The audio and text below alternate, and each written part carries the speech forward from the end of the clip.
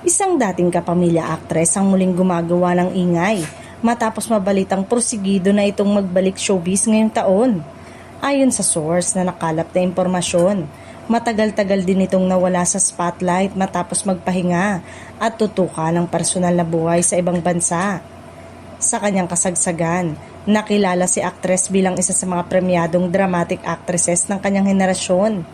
Ilang teleserye at pelikula rin ang kanyang pinangunahan na talagang tumatak sa manonood, lalo na sa isang proyektong umani ng mataas na ratings at papuri mula sa kritiko. Ngunit bigla siyang nawala sa eksena sa kasagsagan pa ng kanyang kasikatan. Marami ang nagulat sa kanyang paglayo, lalo pat sunod-sunod ang oportunidad na dumarating noon sa kanyang karera. Iba't ibang espekulasyon ang lumabas, ngunit nanatiling tikom ang kanyang kampo tungkol sa tunay na dahilan. Ngayon, tila handa na siyang harapin muli ang kamera. Ayon sa source, nakikipagpulong na raw ito sa ilang production outfits at may mga nababasa ring script. Mas maingat at mas mapili na umano siya sa mga proyektong tatanggapin dahil nais niyang masigurong makabuluhan ang kanyang pagbabalik.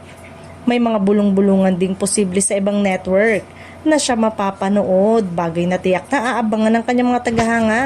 Kung magkataon, magiging malaking pasabog ito sa telebisyon, lalo na't marami pa rin ang nananatiling loyal sa kanya kahit matagal siyang nawala.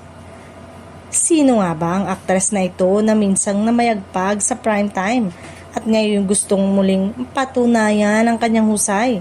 Abangan ang kanyang pagbabalik dahil kung pagbabasehan ang kanyang determinasyon, mukhang hindi ito basta cameo lamang kundi isang seryosong comeback.